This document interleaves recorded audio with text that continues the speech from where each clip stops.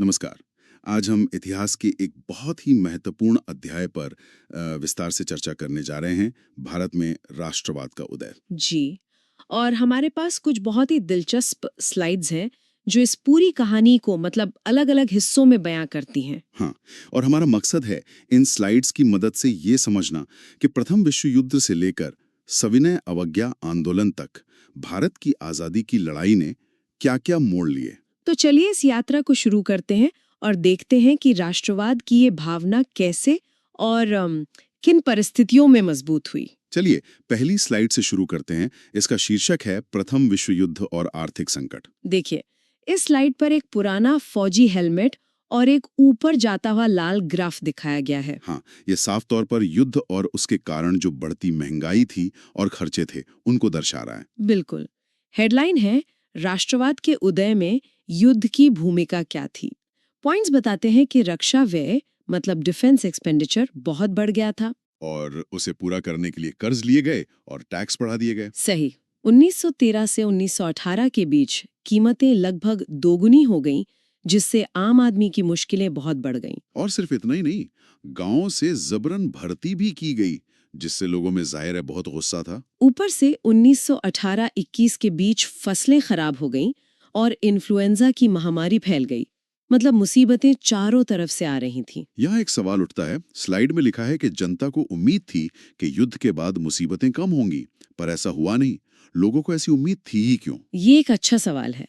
शायद मतलब लोगों को लगा कि ब्रिटिश सरकार युद्ध जीतने के बाद भारतीयों के सहयोग के बदले कुछ रियायतें देगी या आर्थिक स्थिति सुधरेगी, पर हुआ इसका ठीक उल्टा। अरे हाँ, देखिए, एक लाल रंग का एग्जाम अलर्ट बॉक्स भी है। हाँ, इस पर ध्यान देना बहुत जरूरी है। इसमें लिखा है 1921 की जनगणना के अनुसार अकाल और महामारी के कारण लगभग 120-130 लाख लोग मारे गए थे। 130 लाख, ये आंकड़ा बहुत बड़ा है और परीक्षा के लिए तो बहुत ही महत्वपूर्ण है। चलिए अब अगली स्लाइड देखते हैं। इस स्लाइड का शीर्षक है सत्याग्रह, एक नया विचार। और यहाँ एक जलता हुआ दिया दिखाया गया है। हाँ, ये दिया सत्य और अहिंसा के प्रकाश का प्रतीक है, जो सत्याग्रह के मूल में है ना? बिल्कुल। हेडलाइन पूछती है, सत्याग्रह का अर्थ और दर्शन क्या है? मुख्य बिंदु है कि ये सत्य की शक्ति और सत्य की खोज पर आधारित एक विचार था। सिद्धांत ये था कि अगर आपका उद्देश्य सच्चा है और संघर्ष अन्याय के खिलाफ है, तो आपको शारीरिक बल की जरूरत ही नहीं है। मतलब बिना आक्रामक हुए अहिंसा के द्वारा शत्रु की चेतना को झकझोरना। उद्देश्य शत्रु को हराना नहीं, बल्कि उसे सत्य स्वीकार करने के लिए प्रेरित करना था। गांधी जी का मानना था कि अहिंसा ही सभी भारतीयों को एकता में बांध सकती है। तो क्या हम ये कह सकते हैं कि सत्याग्रह सिर्फ एक आंदोलन का तरीका नहीं, बल्कि एक एक पूरा दर्शन है? इसमें दुश्मन को हराने के बजाय उसका मन बदलने पर जोर दिया जाता है। आपने एकदम सही समझा। ये सिर्फ एक रणनीति नहीं, एक जीवन दर्शन था। देखिए, यहाँ भी एक एग्जाम अलर्ट है। हाँ, ये बहुत महत्वपूर्ण है। इसमें गांधी जी के शुरुआती सत्याग्रहों की लिस्ट है। पहला, चंपारण 1917 बागान व्यवस्था के खिलाफ। दूसरा, खेड़ा 1917 लगान माफी के लिए। और तीसरा, अहमदाबाद 1918 सूती मिल मजदूरों के लिए। ये तीनों एग्जाम में अक्सर पूछे जाते हैं। सत्याग्रह के इस विचार के बाद देश में क्या हुआ? चलिए अगली स्लाइड पर चलते हैं। स्लाइड का शीर्षक है रॉलेट एक्ट और जलियांवाला बाग। यहाँ कांटेदार तार और एक जलती हुई मशाल दिखाई गई है। यह तस्वीर दमनकारी कानून और उसके खिलाफ हुए विद्रोह की आग को दर्शा रही है। पॉइंट्स बताते हैं कि रॉलेट एक्ट 1919 एक दमनकारी कानून था, जिसने सरकार को राजनीतिक कैदियों को बिना मुकदमा चलाए 2 साल तक जेल में रखने का अधिकार दे दिया था। और गांधी जी ने इसके खिलाफ रॉलेट सत्याग्रह शुरू किया। और फिर वो दुखद घटना हुई जलियांवाला बाग। 13 अप्रैल 1919 बैसाखी के दिन जमा हुई भीड़ पर जनरल डायर ने गोलियां चलवा दी। उसका उद्देश्य था सत्याग्रहियों के मन में दहशत और नैतिक प्रभाव पैदा करना। इसका परिणाम ये हुआ कि पूरे उत्तर भारत में हड़तालें, पुलिस से मोर्चे और सरकारी इमारतों पर हमले शुरू हो गए। जनरल डायर का ये नैतिक प्रभाव पैदा करने का क्या मतलब था? क्या वो सत्याग्रहियों के मन में खौफ पैदा करना चाहता था ताकि वे दोबारा विरोध करने की हिम्मत न करें? बिल्कुल, उसका मकसद आतंक का एक माहौल बनाना था। वो दिखाना चाहता था कि सरकार किसी भी विरोध को कितनी बेरहमी से कुचल सकती है। और देखिए, इस स्लाइड पर भी एक एग्जाम अलर्ट है। इसमें लिखा है, अमृतसर में मार्शल लॉ लागू कर दिया गया था और कमान जनरल डायर ने अपने हाथों में ले ली थी। ये जानना बहुत जरूरी है कि उस समय शहर का नियंत्रण सेना के हाथ में था। इन घटनाओं के बाद गांधी जी ने एक बड़े आंदोलन की योजना बनाई। अगली स्लाइड उसी के बारे में है। शीर्षक है असहयोग आंदोलन। यहाँ एक टूटी हुई जंजीर का 3D विजुअल है, जो ये दर्शाता है कि सहयोग की कड़ियां तोड़कर गुलामी की जंजीरों को तोड़ा जा सकता है। हेडलाइन है, गांधी जी ने असहयोग अपनाने की बात क्यों की। पहला पॉइंट उनकी पुस्तक हिंद स्वराज 1909 का है, जिसमें उन्होंने कहा था कि भारत में ब्रिटिश शासन भारतीयों के सहयोग से ही टिका है। तो रणनीति ये थी कि अगर भारतीय सहयोग करना बंद कर दें तो ब्रिटिश शासन साल भर में ढह जाएगा और स्वराज आ जाएगा। इसमें खिलाफत का मुद्दा भी जुड़ा। ये ऑटोमन साम्राज्य के खलीफा की शक्तियों की रक्षा के लिए था। और गांधी जी ने इसे हिंदू मुस्लिम एकता के एक बड़े अवसर के रूप में देखा। दिसंबर 1920 के नागपुर अधिवेशन में असहयोग कार्यक्रम को स्वीकृति मिली। मेरा एक सवाल है, खिलाफत का मुद्दा तो तुर्की के सुल्तान से जुड़ा था, जो एक अंतर्राष्ट्रीय मुद्दा था। गांधी जी ने इसे भारत के राष्ट्रीय आंदोलन से क्यों जोड़ा? अच्छा सवाल है। गांधी जी का मानना था कि अगर वो मुसलमानों के इस महत्वपूर्ण धार्मिक मुद्दे का समर्थन करेंगे तो मुस्लिम समुदाय राष्ट्रीय आंदोलन में पूरी तरह से शामिल हो जाएगा और इससे हिंदू मुस्लिम एकता को बहुत मजबूती मिलेगी। 19 बंबई में प्रमुख नेता थे मोहम्मद अली और शौकत अली, यानी अली बंधु। हाँ, ये नाम और तारीख बहुत महत्वपूर्ण है। तो ये असहयोग आंदोलन शहरों में कैसे फैला? चलिए अगली स्लाइड में इसका स्वरूप देखते हैं। इस स्लाइड पर एक चरखा बना हुआ है जो स्वदेशी और आत्मनिर्भरता का प्रतीक बन गया था। शीर्षक है, आंदोलन का स्वरूप शहर। इसमें बताया गया है कि बहिष्कार कैसे हुआ। विद्यार्थियों ने स्कूल कॉलेज छोड़े, वकीलों ने अदालतें छोड़ी और विदेशी कपड़ों की होली जलाई गई। इसका आर्थिक प्रभाव भी पड़ा। 1921-22 के बीच विदेशी कपड़े का आयात 102 करोड़ से घटकर 57 करोड़ रह गया और शराब की दुकानों की पिकेटिंग की गई। लेकिन इसकी कुछ सीमाएं भी थीं। खादी का कपड़ा मिल के कपड़े से महंगा था, जिसे गरीब नहीं खरीद सकते थे, है ना? सही बात है। और वैकल्पिक भारतीय संस्थानों मतलब स्कूल या कोर्ट की कमी के कारण लोग वापस लौटने लगे। अगर यह आंदोलन शुरुआत में इतना सफल था तो ये शहरों में धीमा क्यों पड़ गया? क्या सिर्फ खादी का महंगा होना और वैकल्पिक संस्थानों की कमी ही कारण थे? ये मुख्य कारण थे। लोगों के लिए लंबे समय तक बिना आय और बिना शिक्षा के गुजारा करना मुश्किल था।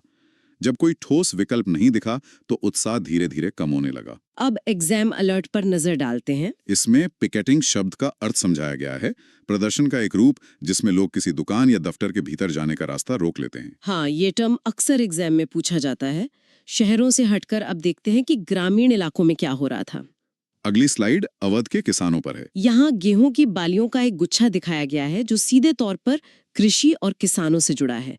हेडलाइन है, किसानों का संघर्ष किसके खिलाफ था? इसका नेतृत्व बाबा रामचंद्र कर रहे थे, जो पहले एक गिरमिटिया मजदूर थे। विद्रोह तालुकदारों और जमींदारों के खिलाफ था, जो भारी लगान और बेगार मांगते थे। इसके लिए उन्होंने नाई धोबी बंद जैसे तरीके अपनाए, जिसमें जमींदारों को इन सेवाओं से वंचित कर दिया जाता था। और अक्टूबर 1920 में नेहरू और बाबा रामचंद्र द्वारा अवध किसान सभा का गठन किया गया। ये नाई धोबी बंद क्या था और ये विरोध का एक असरदार तरीका कैसे था? ये सामाजिक बहिष्कार का एक बहुत प्रभावी तरीका था। उस समय जमींदारों के लिए नाई और धोबी जैसी सेवाएं बहुत जरूरी थी, तो इन सेवाओं को बंद करके किसान उन पर अपनी मांगे मानने के लिए दबाव बनाते थे। अच्छा, अब एग्जाम अलर्ट देखते हैं। इसमें बेगार का मतलब बताया गया है बिना किसी पारिश्रमिक के जबरन काम करवाना। ये एक बहुत ही शोषक प्रथा थी। किसानों के बाद अब आदिवासियों के संघर्ष को समझते हैं। अगली स्लाइड इसी पर है। यहाँ एक तीर कमान का विजुअल है जो आदिवासी समाज और उनके पारंपरिक हथियारों का प्रतीक है। शीर्षक है, आदिवासी विद्रोह, गुडेम पहाड़ियां। ये विद्रोह आंध्र प्रदेश की गुडेम पहाड़ियों में 1920 के दशक में शुरू हुआ। कारण था कि अंग्रेजों ने आदिवासियों के जंगलों में प्रवेश, पशु चराने और लकड़ी बीनने पर पाबंदी लगा दी थी। और इसका नेतृत्व अल्लूरी सीताराम राजू कर रहे थे, जो खुद को ईश्वर का अवतार बताते थे। दिलचस्प बात यह है कि राजू गांधी जी के प्रशंसक थे, खादी पहनते थे, लेकिन उनका मानना था कि आजादी के लिए बल प्रयोग जरूरी है। हाँ, उन्होंने गुरिल्ला युद्ध का तरीका अपनाया और पुलिस थानों पर हमले किए। ये एक विरोधाभास लगता है। अल्लूरी सीताराम राजू गांधी जी के प्रशंसक थे, पर उन्होंने हिंसा का रास्ता क्यों चुना? क्या उन्हें गांधी जी की अहिंसा की नीति पर विश्वास नहीं था? राजू गांधी जी से प्रेरित तो थे, पर उन्हें लगता था कि अंग्रेज सरकार सिर्फ बल की भाषा ही समझती है और अहिंसा से भारत को आजादी नहीं मिल सकती।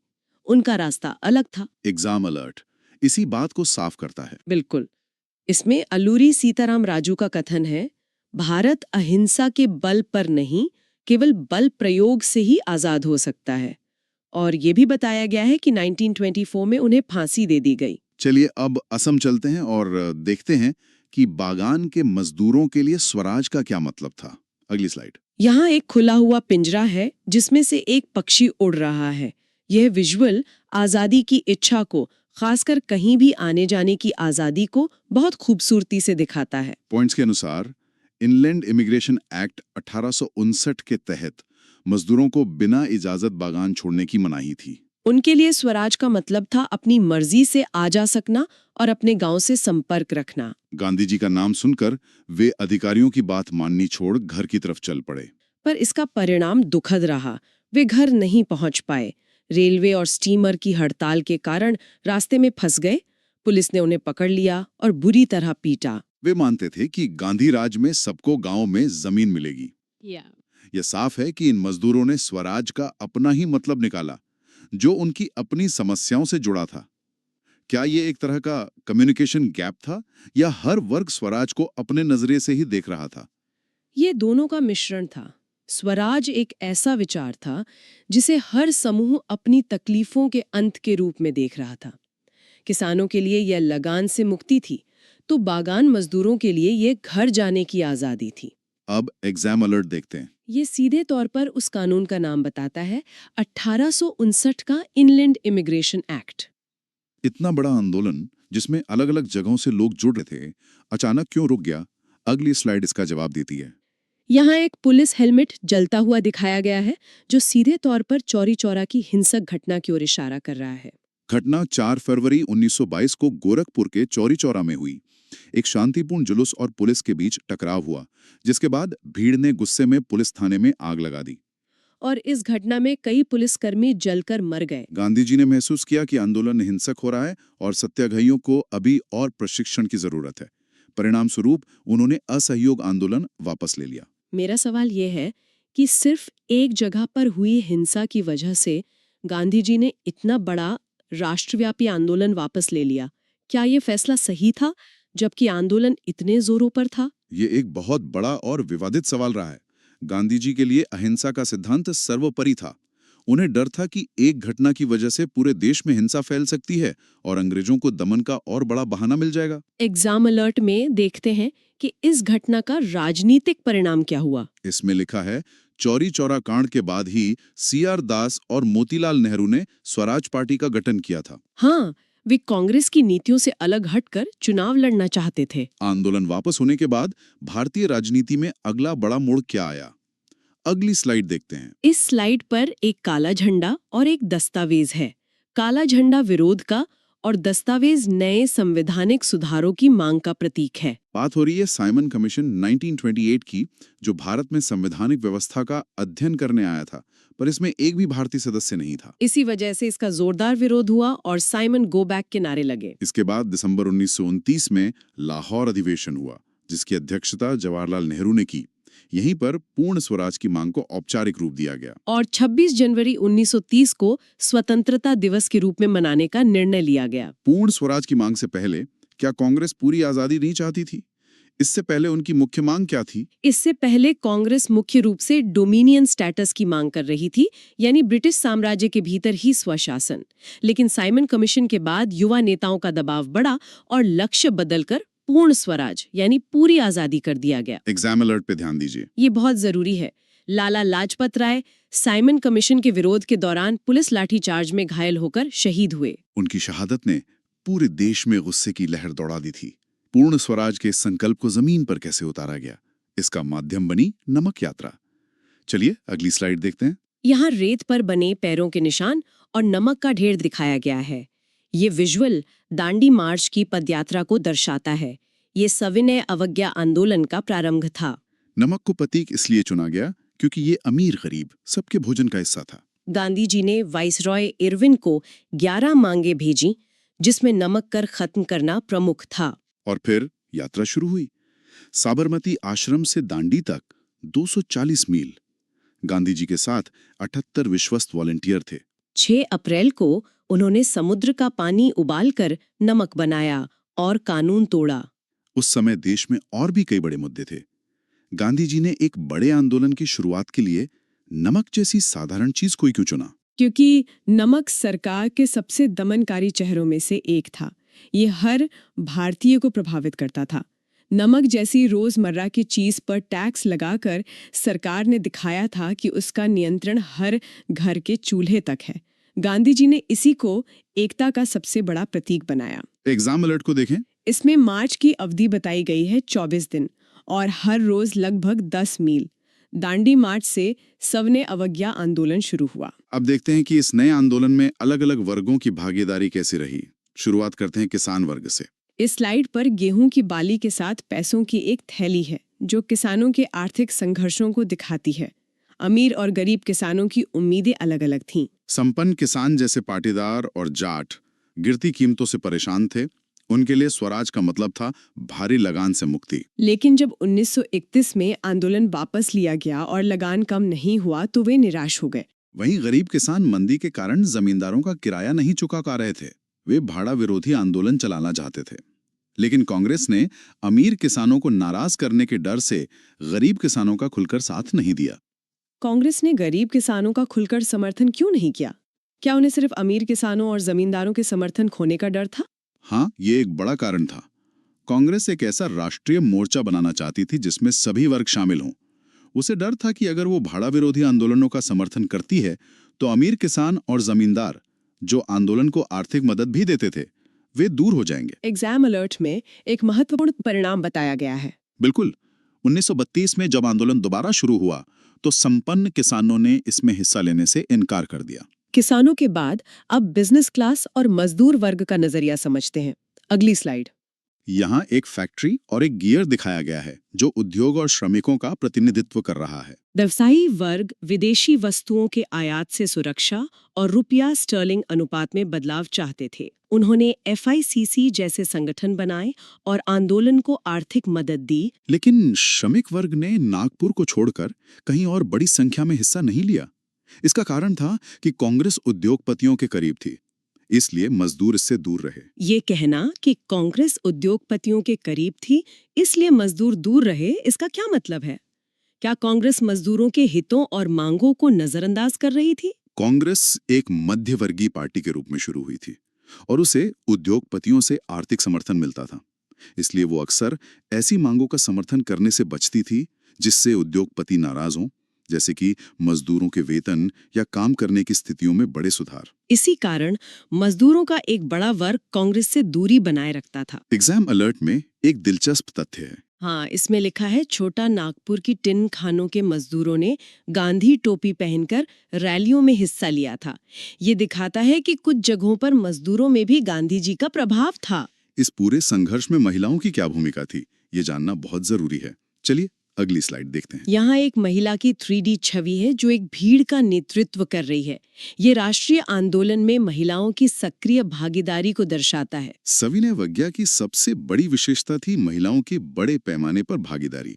उन्होंने जुलूसों में हिस्सा लिया, नमक बनाया और विदेशी कपड़ों व शराब की दुकानों की पिकेटिंग की। कई महिलाएं जेल भी गईं। वे राष्ट्र की सेवा को अपना पवित्र दायित्व मानती थी। लेकिन इसकी एक सीमा थी। गांधी जी और कांग्रेस लंबे समय तक महिलाओं को संगठन में कोई ऊंचा पद देने से हिचकिचाते रहे। जब महिलाएं इतनी बड़ी संख्या में आंदोलन में शामिल हो रही थीं और जेल तक जा रही थीं, तो फिर कांग्रेस उन्हें संगठन में ऊंचे पद क्यों नहीं दे रही थी? उस समय का समाज पुरुष प्रधान था। कई नेताओं का, गांधी जी समेत, मानना था कि महिलाओं का मुख्य कार्य क्षेत्र घर है। उन्हें लगता था कि महिलाओं की सार्वजनिक भूमिका प्रतीकात्मक होनी चाहिए, न कि निर्णायक। एग्जाम अलर्ट इसी सीमा को रेखांकित करता है। इसमें साफ लिखा है, यह केवल प्रतीकात्मक उपस्थिति थी। महिलाओं की सामाजिक स्थिति में बहुत बड़ा बदलाव नहीं आया। यह एक महत्वपूर्ण मूल्यांकन है। गांधी जी के अहिंसक आंदोलन के समानांतर एक और धारा भी बह रही थी, क्रांतिकारियों की। आखिरी स्लाइड इसी पर है। यहाँ एक बंधी हुई मुट्ठी का विजुअल है जो क्रांति, दृढ़ता और संघर्ष का प्रतीक है। बात हो रही है HSRA यानी हिंदुस्तान सोशलिस्ट रिपब्लिकन आर्मी की, जिसका गठन 1928 में दिल्ली के फिरोज शाह कोटला में हुआ। इसके प्रमुख नेता थे भगत सिंह, जतिन दास, अजय घोष। 1929 में उन्होंने बटुकेश्वर दत्त के साथ लेजिस्लेटिव असेंबली में बम फेंका। उनका उद्देश्य किसी को मारना नहीं, बल्कि बहरों को सुनाना था। उनका दर्शन था, क्रांति मानव जाति का जन्मजात अधिकार है। HSRA के नाम में सोशलिस्ट शब्द का क्या महत्व था? क्या उनका लक्ष्य सिर्फ अंग्रेजों को भगाना था, या वे भारत में एक समाजवादी समाज की स्थापना भी करना चाहते थे? बहुत अच्छा सवाल है। सोशलिस्ट शब्द जोड़ना ये दिखाता है कि उनका लक्ष्य सिर्फ राजनीतिक आजादी नहीं था। वे एक ऐसा भारत बनाना चाहते थे जहां मजदूरों और किसानों का शोषण ना हो और उत्पादन के साधनों पर समाज का अधिकार हो। अब आखिरी एग्जाम अलर्ट देखते हैं। इसमें नारा दिया गया है, इनकलाब जिंदाबाद, और ये भी कि भगत सिंह को 23 वर्ष की आयु में फांसी दी गई। तो आज हमने देखा कि कैसे अलग-अलग घटनाओं, विचारधाराओं और लोगों के संघर्षों ने मिलकर भारत के राष्ट्रवाद को एक आकार दिया। हमने देखा कि स्वराज का मतलब हर किसी के लिए अलग था। किसान के लिए लगान से मुक्ति, आदिवासियों के लिए जंगल पर अधिकार और बागान मजदूरों के लिए घर जाने की आजादी। और यहीं पर हम आज की चर्चा को एक विचार के साथ समाप्त करना चाहेंगे। जिस तरह उस समय स्वराज के कई अर्थ थे, क्या आज के भारत में भी विकास या राष्ट्रवाद जैसे शब्दों के अर्थ अलग-अलग लोगों के लिए अलग-अलग हैं? इस पर जरूर सोचिएगा।